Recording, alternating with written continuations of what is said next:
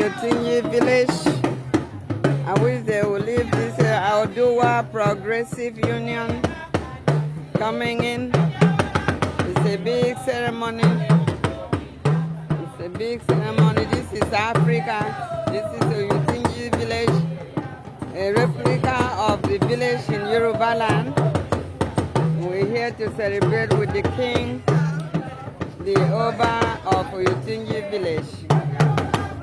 So hopefully next time, my people, you come and celebrate with us and see what God has done. That when they came to United States, the whole generation did not perish.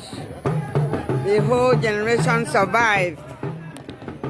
And they have Oyotinji.